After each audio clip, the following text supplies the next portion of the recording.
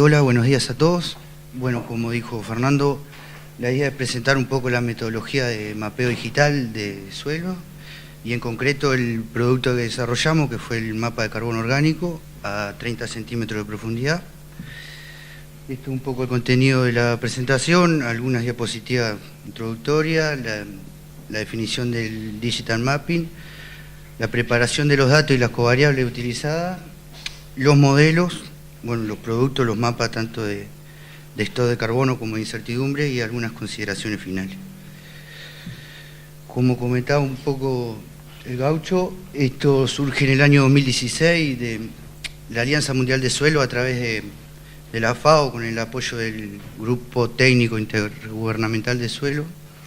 Surge la iniciativa de crear el primer mapa mundial de carbono orgánico, con el objetivo de identificar los principales reservorios de carbono, pero también como una contribución clave al indicador 15.3.1 de los Objetivos de Desarrollo Sostenible. Se hace un enfoque participativo donde a los países interesados se les propone a aquellos países que tuviesen el mapa ya hecho, que lo enviaran. Los países que estaban interesados pero no contaban con la herramienta, la FAO iba a brindar capacitaciones, y aquellos países que no estuviesen interesados ni en participar en nada, bueno, se iba a hacer alguna interpolación con los datos de los vecinos o lo que fuera. Como la mayoría de los países, Uruguay eligió la opción 2 y entonces tuvimos 2 talleres regionales de capacitación. El primero fue en Montevideo y el hecho de ser locales estuvo bueno también porque pudimos ir varios integrantes de la dirección, cada país tenía un solo representante y el taller era muy intenso. Y el segundo taller fue este año en Chile, en mayo. Una cosa que voy a decir es que esta propuesta de presentar el primer mapa de carbono orgánico, que está acá, está disponible en la página de la FAO, la fecha era para el Día Mundial de los Suelos de 5 de diciembre de 2017, o sea, la fecha límite para enviar el mapa era en noviembre. Igual este mapa que están viendo creo que es la versión 14, o se puede seguir actualizando cada país que si genera un nuevo mapa o le agrega más información lo envía y automáticamente se carga. Bueno, los antecedentes nacionales que teníamos tanto en el mapeo de carbono era un trabajo de Durán del 98, el cual generó un mapa discreto de carbono a 20 centímetros y a 1 metro de profundidad. Y en el marco del CICLAC 2, 2 compañeros de la RENARE fueron a Embrapa y generaron un mapa, un área piloto de la cuenca de la Laguna Merín y la costa atlántica, de stock de carbono pero a 5 centímetros de profundidad.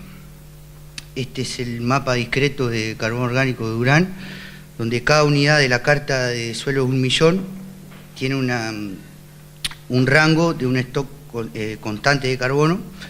Esto se hizo con los perfiles dominantes de cada unidad y con algunos perfiles asociados. Y este es el mapa que generaron nuestros compañeros. Utilizaron cerca de 300 perfiles y es un área de 30 y pico mil kilómetros cuadrados, son casi un 21% del territorio nacional. Bueno, son algunos conceptos de las definiciones del digital mapping, pero básicamente es la generación de mapas de tipo de suelo o de alguna propiedad de suelo mediante relaciones cuantitativas, en este caso son modelos de predicción, entre datos de suelo, ya sea levantados en el campo o medido en el laboratorio, y variables ambientales. Este es el modelo de Jenny, que dice que el estado de desarrollo de un suelo es en base a sus factores de formación. La técnica del digital mapping se apoya en el modelo de Scorpan, definido por McBratney, que dice que un tipo de suelo o una propiedad del mismo puede ser predicha en base a sus factores de formación. Incorpora además de los factores del modelo de Jenny el espacio o la posición espacial, que en este caso van a ser las coordenadas exactas de los perfiles utilizados. Entonces acá vemos las capas que vamos a utilizar. En el factor suelo tenemos nuestra base de datos de perfiles de la Oficina de Estudio Básico de Suelo o la carta millón. En el clima tenemos capas de productos MODI, temperatura del suelo, precipitaciones. En lo que es organismo o vegetación, tenemos el mapa de cobertura y uso del suelo construido por la DGRN y la INOT y otros productos de MODI. En lo que es topografía tenemos el DEM y sus derivados, tanto el DEM nacional como un DEM mundial que nos fue aportado por la FAO, del IRRIC, el material parental, la carta geológica de Bossi, el factor tiempo no tenemos, y la posición espacial de todos los perfiles utilizados. La primera etapa de esto consiste en preparar los datos, o sea, de suelo y las covariables para utilizar el modelo. Entonces, cuando nos invitaron al taller nos pidieron que nuestra base de datos de suelo debía contener la coordenada XY de cada punto, los horizontes con sus profundidades, el dato de carbono orgánico y la densidad aparente. Casi la totalidad de nuestras observaciones no tienen medida la densidad aparente, entonces tuvimos que usar una función de estimación, un trabajo de Fernández, que creo que lo hizo con 100 y poco perfiles, con un R cuadrado de 0,51, y bueno, ahí estimamos la densidad aparente. Intentamos cubrir la mayoría, todo el territorio, y que esos perfiles sean representativos de los suelos. Entonces, en base a un trabajo de Juan Molfino, que asignó un perfil representativo a cada grupo CONIAT, seleccionamos esos 139 perfiles.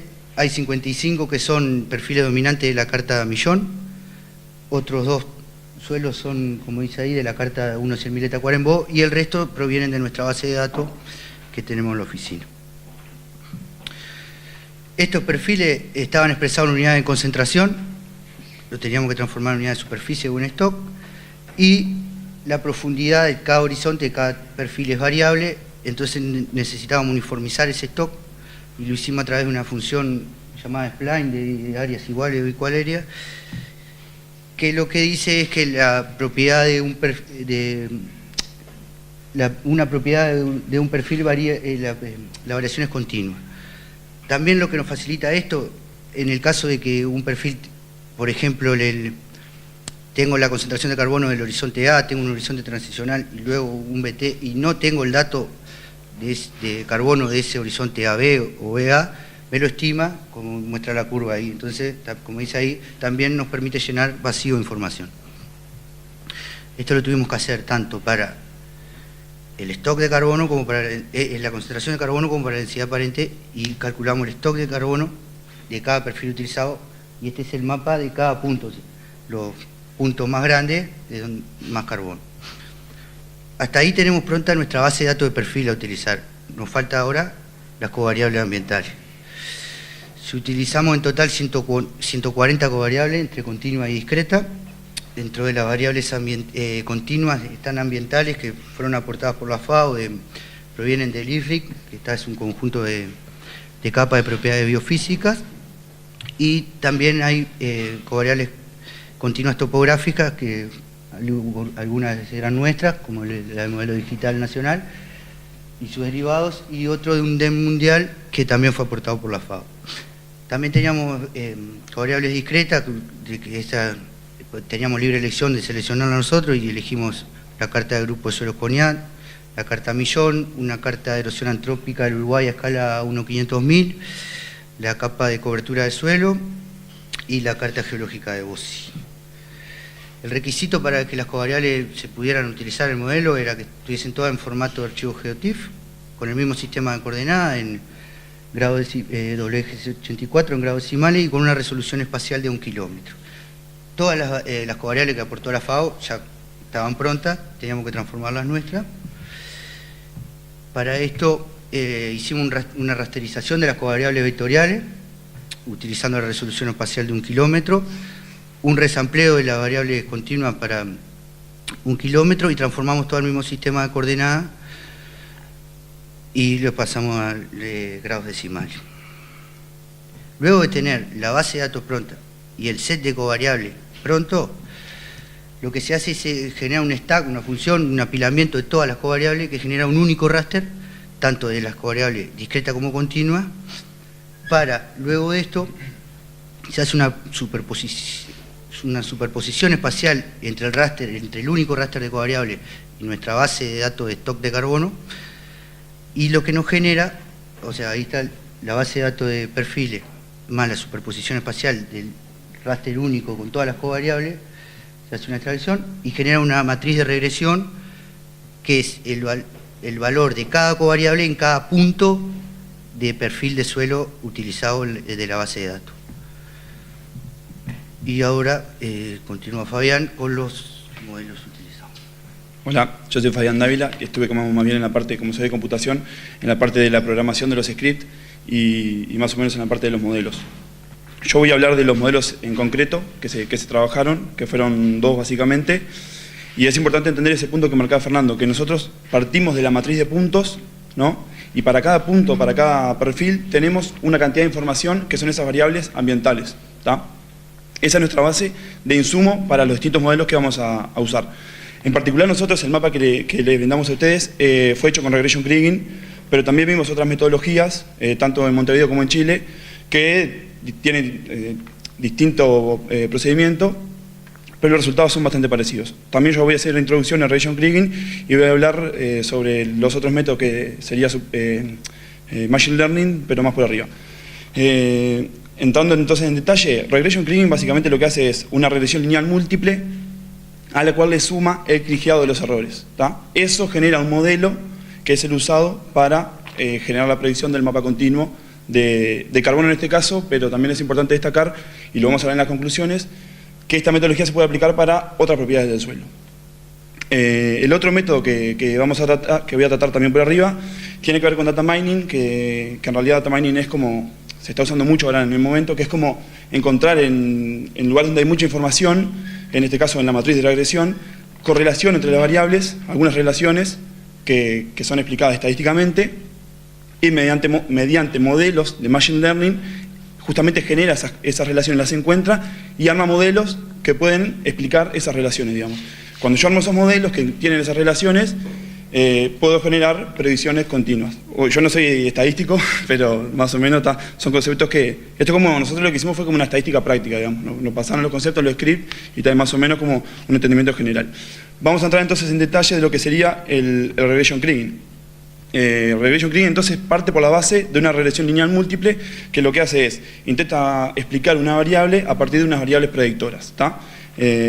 En este caso, la variable que nosotros queremos explicar es el carbono orgánico en el suelo, y las variables predictoras son las que mencionaba Fernando, nuestras covariables espaciales. Entonces genera una regresión lineal que vamos a explicar en detalle, que serían, tenemos esta variable dependiente, que sería el carbono, después tenemos, por ejemplo, los factores beta, que serían los que explican en realidad como la relación y la ponderación de nuestras covariables, y después los coeficientes, que serían los valores de las covariables en sí mismas, y bueno, los residuales, que es lo que el modelo en realidad no puede explicar, que serían como esos errores. Ese sería como la ecuación de una regresión lineal múltiple.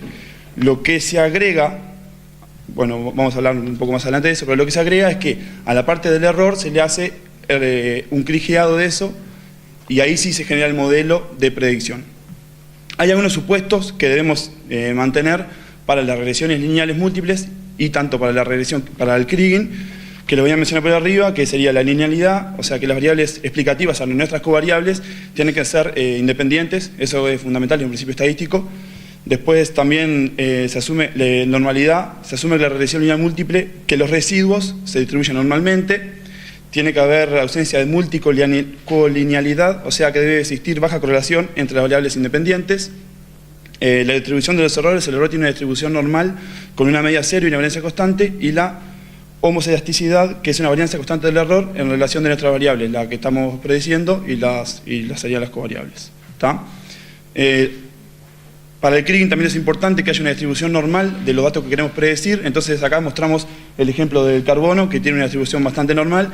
En el caso de que ustedes quieran aplicar estos algoritmos para estos métodos, para otra propiedad que no tenga distribución normal, lo que tienen que hacer es aplicar alguna función para poder normalizar esos datos, y ahí sí llegar a utilizarlos para cumplir con estos supuestos que son nuestras hipótesis.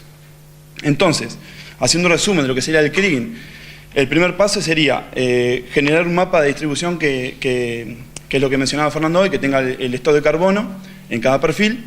Después de esos, obtengo los valores de las covariables, genero la matriz de regresión, y después que tengo esa matriz de regresión, lo que hago es la matriz de regresión se mantiene. Lo que hago es... sí, eso viene después igual. Bueno, sí, de las covariables que tengo, con la regresión lineal, lo que hago es ponderar, porque acuérdense que tengo 140, ¿no? De esas 140 voy a ponderar las que tengan una correlación lineal más fuerte. A nosotros también justo era de esperar que las que nosotros elegimos, suponiendo con información de nuestros técnicos que tenían alguna relación más con el estado de carbono, se dio que también eran las que tenían correlación en el modelo de regresión. Eso también es importante. Y una vez que tengo el modelo de regresión, lo que hago es el cligiado del error de ese modelo. ¿Tá? Todo eso sería el modelo final de regression kriging. Esto en realidad, hablando como en cosas más técnicas, hay librerías en R que vos generás el modelo de regresión, se lo pasás por insumo a esa librería, elegís las covariables que tengas que elegir con esa ponderación y él ya te arma, digamos, ese modelo predictivo que incluye a la regresión lineal y al kriging del error, digamos. Esto es una gráfica como teórica de lo que sería regression kriging, que se ve ahí, sería la gráfica que esto va como rara, serían los datos de campo, digamos, los datos observados. Después la punteada sería como la de la regresión, ¿tá? Y después la otra que es más curva es la de la regresión ajustada con el cligiado de los residuales, ¿tá? Entonces como que eso demuestra cómo se aproxima un poco más a lo que serían las mediciones. Y ahora un ejemplo de cómo en definitiva queda el modelo, porque es un modelo lineal, ¿no? Entonces, cómo es que queda el modelo, en el cual yo lo puedo agarrar, lo puedo aplicar en ArcGIS, en QGIS, en donde sea, el modelo de este mapa en particular. También, al estar usando kriging, que es una de las propiedades que tiene, podemos, además de predecir, saber el error que tenemos sobre esa predicción. Entonces también generamos un mapa de desviación estándar que también nos sirve como un poco para medir la precisión de los datos. Y después, también estos paquetes de R tienen una cantidad de mediciones, en el caso de cuando estamos usando el regression kriging, que nos rumbean un poco también respecto de estos datos. Entonces acá es importante mirar el R cuadrado y el error cuadrático medio también. Entonces como que teniendo la franja del error cuadrático medio y el R cuadrado, o sea la diferencia con los datos observados, más o menos rumbeo por donde viene mi modelo. Igual no vamos a introducir mucho en eso, pero en la capacitación como que se dieron algunos capítulos específicos de validaciones con los distintos modelos, validaciones cruzadas, pero no vamos a entrar mucho en detalle en eso. Ahora básicamente esto es lo que vemos que sale directamente de lo generado con la estadística en el R. ¿Tá? El siguiente, esto sería todo para lo que sería el regression kriging. El siguiente método que voy a mostrar más por arriba va a ser los de minería de datos, en particular usando Machine Learning, que también son algoritmos que se usan para otra cantidad de cosas, sobre todo en la estadística, y acá se le dio una aplicación concreta para la generación para el digital mapping, digamos, ¿tá? Entonces básicamente, como medio por arriba, lo que hace es la minería de datos, usa los algoritmos de Machine Learning, en este caso son Random Forest o Super Vector Machines, para explorar relaciones estadísticas, como yo decía en un comienzo, entre esas variables que yo tengo en esa matriz de regresión, digamos, ¿no? Encuentra esa correlación y genera un modelo, se entrena ese modelo y después predigo con ese modelo. Como que el concepto más o menos es similar, pero tiene unos supuestos diferentes. Por ejemplo, que las relaciones no son lineales, ¿tá? Cuando estamos usando estos métodos de Machine Learning no tienen por qué haber relaciones lineales entre mis covariables. Después un supuesto que es importante también mencionar es que tampoco no se mira la relación espacial, digamos. El kriging, como capaz que algunos saben, pondera la relación espacial cuando hace el modelo de regresión. Entonces, ahí también tenemos un aspecto importante. Ellos no miran acá, en realidad vos lo que definís es la celda del píxel, extraes toda esa cantidad de valores que tienen de todas esas covariables y ahí se genera la relación entre esos valores, pero no hay un indicador espacial que sume para esa correlación, digamos. Y después, bueno, otra cosa que también se dice, esto como en realidad, yo como que repito, pero que estos métodos de Machine Learning tienen como un potencial en donde tenemos escasos datos. Obviamente que si la escasez es muy grande no podemos hacer mucho, pero como que si ustedes están aplicando Digital Mapping y tienen algunas zonas donde está complicado con los datos, capaz que estos métodos pueden ponderar un poco más que los de regresión. Los métodos que vamos a ver básicamente son Random Forest y Super Vector Machines, y después hay un ensamble entre varias cosas, pero no vamos a llegar a eso. Random Forest, básicamente, hablando también bastante rápido, es un método de Machine Learning que lo que se hace es se basa en árboles de decisión y justamente en esos árboles trata de describir las relaciones estadísticas entre esa variable dependiente y esas variables que explicarían a esa realidad. De vuelta, la variable dependiente sería el carbono orgánico en el suelo y esas variables que están contando esa relación serían nuestras covariables ambientales. Random Forest tiene en realidad muchos árboles de decisión y cada árbol separa recursivamente las muestras seleccionadas de manera aleatoria, digamos. En definitiva, lo que estamos haciendo acá, que se ve en la ecuación de ahí abajo, es decir que el carbono orgánico en determinado espacio y en determinado tiempo, que en realidad acá tenemos como la dimensión temporal, sería como todo ese acumulado por la diferencia de las muestras, dice que se puede ser explicada con una función de Random Forest modelada a través de las ecuaciones de ambiente, que serían nuestras covariables de vuelta. Entonces lo que se hace es se genera un modelo de entrenamiento con esas muestras y con esas covariables, y ese modelo es usado para generar esa predicción. Eso es como el concepto general de Regression Forest. Después en el curso se dio, también lo voy a decir bien por arriba, el Quantile Regression Forest, que es como una, no es una mejora, es otro método que usa Regression Forest, Random Forest, para medir la incertidumbre. Y eso, bueno, lo explico también muy por arriba, pero al principio como que se hace como un mapa de sensibilidad, haciendo como muchos Random Forest, digamos. Entonces le mira la desviación y hace un mapa de sensibilidad. Se guarda ese mapa de sensibilidad. Después, esto como también para tener una idea muy general, porque se empieza a poner muy complejo, pero lo que hace es, aplicando Quantile Regression Forest, que eso ahí sí hay que como investigar un poco más teóricamente qué es lo que hace, pero genera un mapa de desviación estándar, y lo que hace es, suma ese mapa de desviación estándar por cada píxel al mapa de sensibilidad, ¿no? Y eso vendría a ser lo que sería el mapa de incertidumbre. Ese mapa de incertidumbre lo que nos hace es dar como un panorama de donde nosotros podemos llegar a tener un problema en los datos, digamos. Y después lo que hacen es, normalizan ese mapa de sensibilidad con un mapa de predicción, entonces te da un porcentaje de dónde podés tener, que ahora se muestra acá, esto fue hecho para el pH, pero no tenés porcentajes más altos de incertidumbre y porcentajes más bajos de incertidumbre. Esto también, como más o menos lo que a nosotros nos interesa transmitir, serían las metodologías que se dieron y que acá se sepa que, bueno, por lo menos genero Random Forest, genero un mapa y puedo generar un mapa de incertidumbre con la metodología que se dio. ¿Tá? Después, la gente de la FAO tiene toda la bibliografía y ellos están a disposición para hacer la consulta que quieran, pero por lo menos que se quede claro que se dio ese método y que tenemos esos insumos. Además de eso, también se dieron, hay formas, también estadísticas, de poder hacer comparación entre esos modelos. Se puede hacer el polinomio de Taylor, el polinomio no, ¿cómo es? El diagrama de Taylor, para hacer la comparación de los modelos, que mira la correlación, mira el error cuadrático medio, mira una cantidad de cosas, para también poder ponderar un poco cuando tenemos que elegir entre cuál de los modelos vamos a utilizar.